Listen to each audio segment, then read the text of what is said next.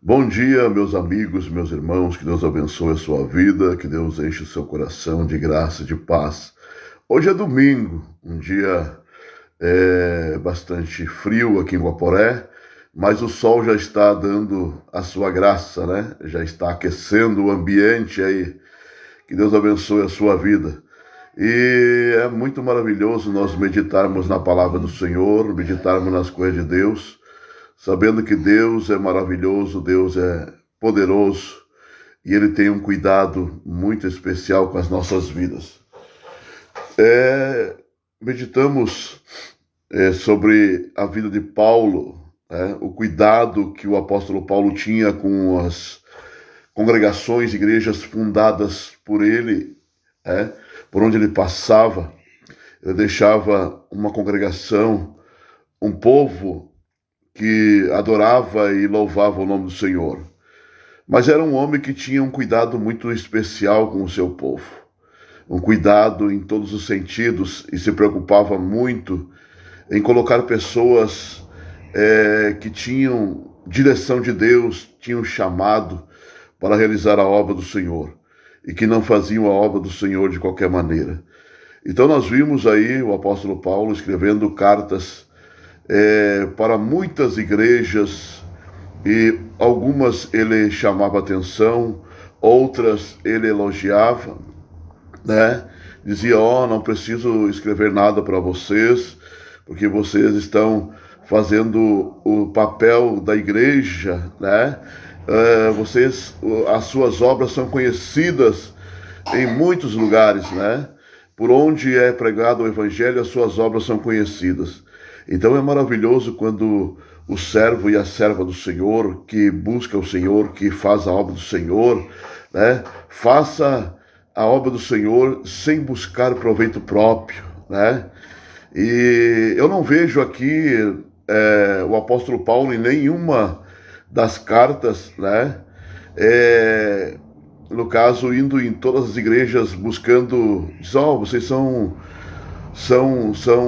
obrigados, entre aspas, né? Pressionando, vocês têm que recolher o dízimo, vocês têm que recolher dinheiro, bastante dinheiro, para que as coisas andem bem. Não, o apóstolo Paulo disse, eu vou trabalhar para que não seja pesado a igreja, né? E eu não estou falando aqui contra aqueles que percebem ou que recebem salários da igreja. Eu estou falando aqui daqueles que andam de congregação em congregação, pressionando os seus encarregados, né? Você tem que conseguir dízimo, você tem que conseguir dinheiro, de todo quanto é jeito, né? E muitas vezes quando fala em ganhar alma, está pensando lá na sua mente, no seu coração, está pensando em dividendos, em dinheiro, né, em entradas, né, e não em pessoas salvas que vão morar nos céus. Então o apóstolo Paulo não era assim, né? Não vimos também os demais que apregoavam o evangelho, não vimos eles entrando de sola nesse assunto, né? Então eles trabalhavam para o Senhor e visionavam o quê? Pregar o evangelho a toda criatura, levar a salvação, se preocupavam com a obra social da igreja, né? Se preocupavam com a ajuda, com carinho, com o amor dos irmãos uns com os outros, né? E esse amor não fingido, esse amor não que busque os seus próprios proveitos, né? Mas que busque o proveito do seu próximo, do seu irmão. Então era isso que o apóstolo Paulo dava exemplo, e a igreja por onde ele passava seguia o seu exemplo. Tinha alguns que, como tem até o dia de hoje, que não segue a palavra do Senhor e não segue o exemplo daqueles que fizeram a obra do Senhor sem buscar proveito próprio, né? Então tem alguém que diz assim, se o dia que eu me consagrar pastor, eu quero tantos salários, eu quero um carro à minha disposição, eu quero passe livre, eu quero combustível, eu quero isso, eu quero aquilo, eu quero aquilo, eu quero aquele outro, né? E a obra de Deus sofrendo. A obra de Deus amargurando muitas vezes prejuízos materiais e muito mais prejuízos espirituais, porque tem muitos materialistas se infiltrando no meio das igrejas. Antigamente, há muitos anos atrás, o diabo atacava de fora para dentro. Hoje ele está dominando vidas dentro das igrejas para que venham destruir, para que venham causar escândalos dentro das igrejas, para que as igrejas venham perder o seu crédito. Mas que Deus tenha misericórdia. Deus vai tratar com essas pessoas. E o apóstolo Paulo foi um homem temente a Deus, né? Que buscava Deus, que fazia a obra de Deus sem buscar proveito próprio. Mas ele diz, para mim, o morrer é ganho, para mim o viver é Cristo e o morrer é ganho. Então ele tanto fazia a vida dele, ele não tinha a vida dele por preciosa. Ele disse que já tinha passado por várias situações na sua vida, né? De ter, de não ter, né? Então é assim, o obreiro, o servo do Senhor, né? Não, mas agora já passou muito tempo e eu já não consigo mais ser aquele mesmo obreiro, não consigo ser aquele mesmo pastor, aquele mesmo evangelista, aquele mesmo bispo, né? E então hoje eu preciso de dinheiro, porque eu estou velho, já estou me aposentando, eu preciso de bastante dinheiro, guardar bastante dinheiro, né? Conseguir bastante dinheiro, mas não sabe, como diz aquela palavra, louco, se hoje te pedir a tua alma, para quem será? Aonde está o nosso coração, ali está o nosso tesouro. Aonde está o nosso tesouro, ali está o nosso coração. Aonde é que está o nosso tesouro? O nosso tesouro está nos céus, né? Então buscamos primeiramente o reino dos céus e a sua justiça, e as demais coisas serão acrescentadas. Paulo foi um grande exemplo para a igreja, né? Aí quando Jesus disse para irmos, que era não para levar 2 mudas de roupa, não levarmos cargas, né? E é isso que muitos estão fazendo hoje. Isso não estava, essa palavra não estava falando realmente nas roupas, mas estava falando no quê? Nas pessoas que são materialistas, que buscam as coisas aqui dessa terra, coisa terrena. Quando sai tem que levar tudo nas costas, né? E não fazem, não realizam a obra de Deus. Então muitos estão apegados, né? Muitos não saem de casa de carro para não sujar o carro, né? Muitos não vão em alguns lugares por aí, algumas congregações, para não estragar o carro, né? Vai estragar meu carro é do ano, meu carro é novinho, né? Meu carro é bem cuidado, vai todos os... faz a manutenção sempre certinha, né? Isso é bom, né? Mas e o obreiro que está indo lá, dando sangue com o seu carrinho velho, né? Ele recebe uma ajuda para comprar pneus, ele recebe ajuda para botar gasolina, né? Eles precisam. Assim como os pastores, né, acham que só eles precisam, o missionário precisa. Envia o missionário, né, e depois fica chorando as mágoas, para que os irmãos venham, irmãos, ajude, e ele não abre a mão para ajudar os missionários. A tarefa da igreja é missão. O apóstolo Paulo viveu missão, respirava missão, sonhava em missão. A tarefa primordial da igreja é missão. Não é construir igrejas. Construímos sim, eu fui um. Construímos. Se constrói igrejas, porque a igreja, o povo precisa de um lugar para se reunir e para ficar bem aconchegado, né? Muitos dizem assim, faz uma casinha de madeira aí, dura 20 anos, né? Que amor que tem pelas vidas, pelas pessoas. Se ele pegasse esse dinheiro da diferença de uma igreja bonita e aplicasse em missão, amém, glória a Deus, que bom. Mas ele pensava assim, sim. Muitos pensam somente no seu bolso, no seu bem-estar. Então Paulo, ele fazia tendas, confeccionava tendas, porque ele tomou essa decisão. Ele disse, eu podia receber, porque digno é o obreiro dos seus salários, seu salário. Só que muitos por causa da ganância, eles não querem só simplesmente um salário. Não, se é para mim trabalhar para Jesus, eu tenho que ganhar muito bem. Porque eu estou tratando com pessoas, eu estou tratando com vidas preciosas, que vale mais do que o ouro, vale mais do que todo mundo perdido para Deus, então eu tenho que ser bem remunerado. Aonde está escrito isso? Aonde está escrito isso na palavra de Deus? Paulo deu-nos um grande exemplo. Eu não estou dizendo aqui que os pastores têm que trabalhar na vida secular, né? E não ganhar o seu salário da igreja. Digno é o obreiro do seu salário. Mas saiba que não é só os pastores que são dignos de salários. E essa é a contravenção que está acontecendo. Tem muitos lugares onde os obreiros encarregados de congregação que vivem da obra, recebem da obra. E não ficam sendo explorados. Deus está no assunto. Mas o tipo de exploração que muitas vezes fazem em alguns lugares, eu tive exemplos difíceis há tempos atrás, né?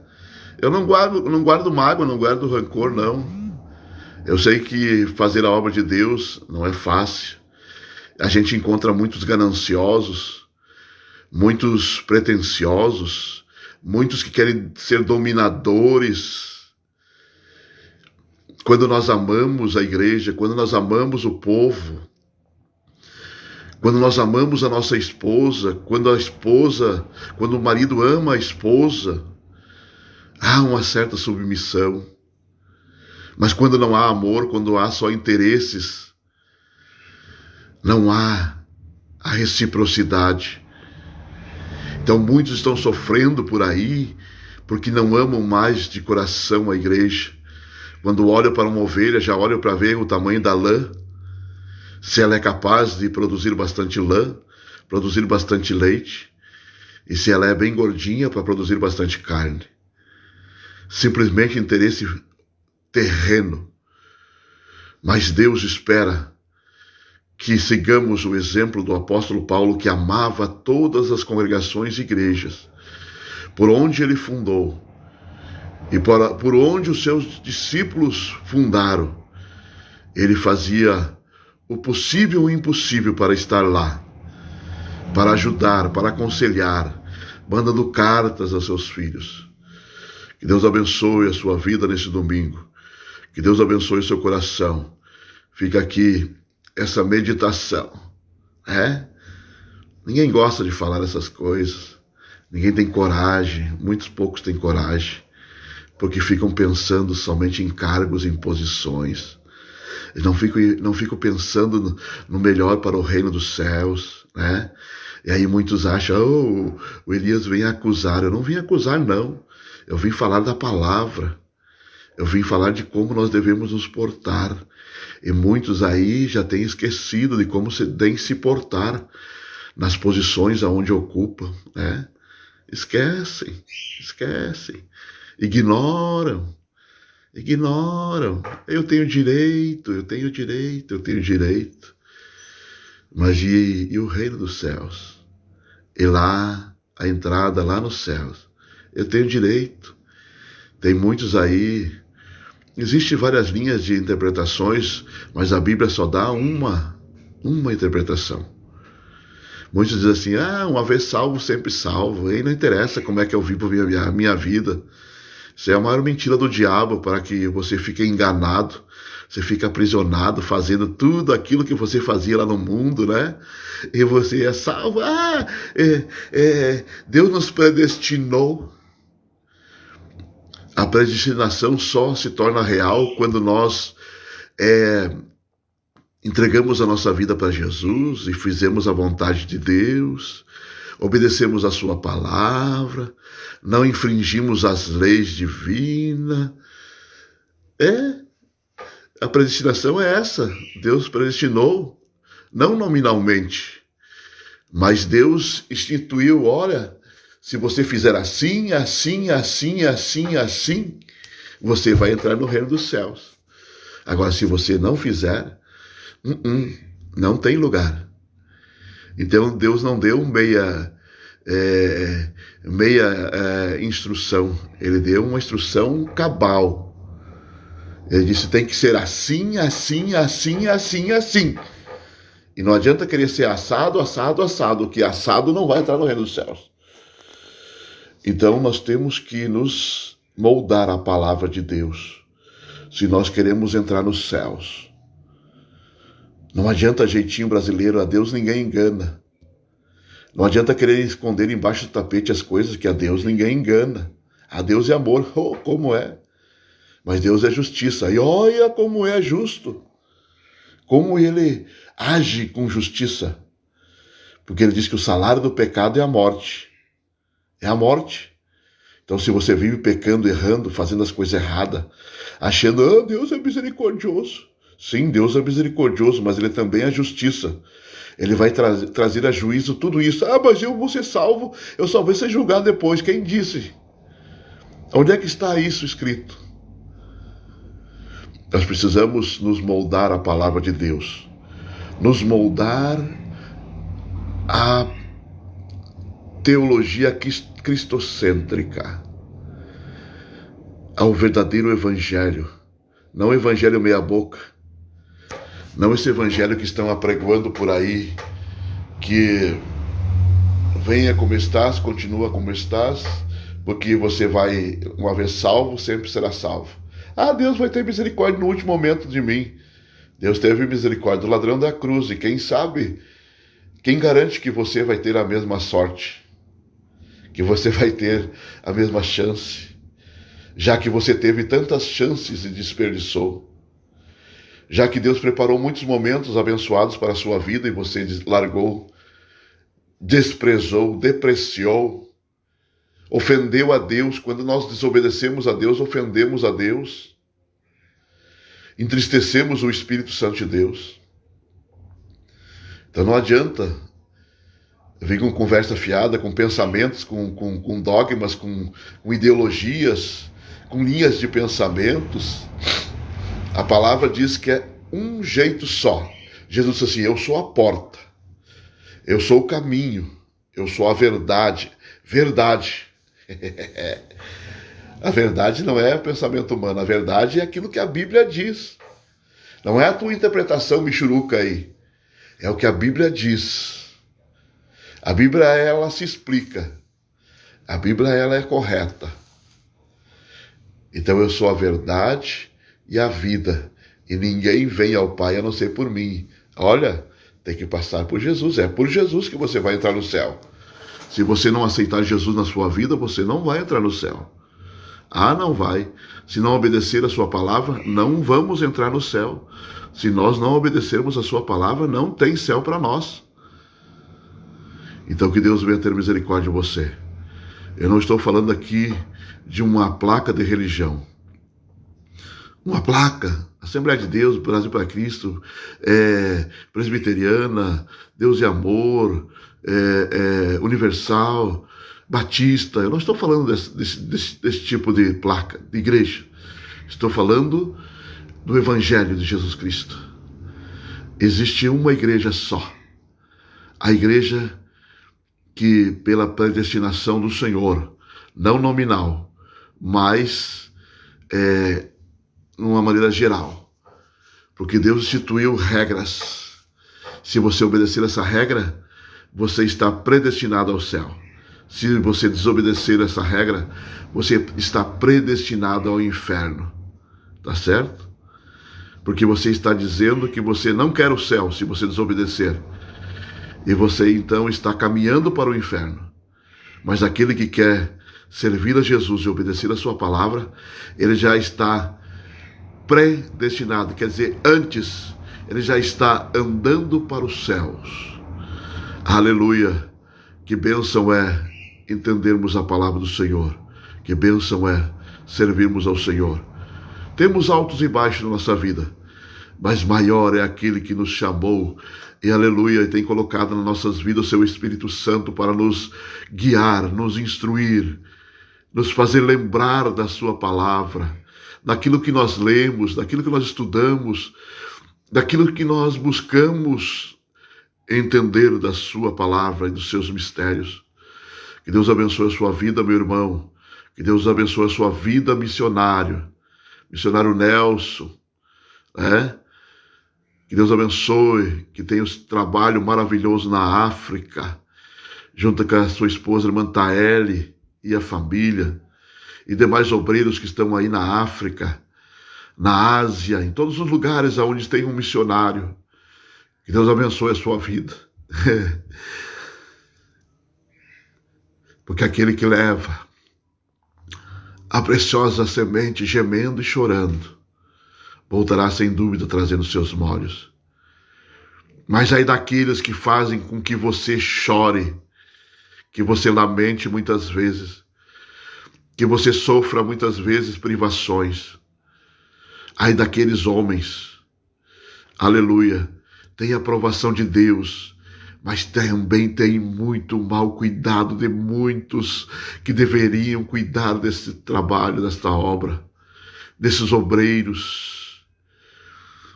Mas que Deus abençoe a sua vida.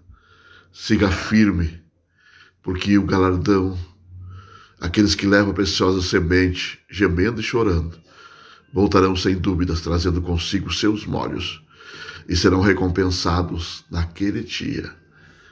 Deus não é injusto. Deus abençoe você. Grande abraço, um bom domingo e um bom momento para você que vai me assistir oportunamente. Deus abençoe a sua vida. Em nome de Jesus.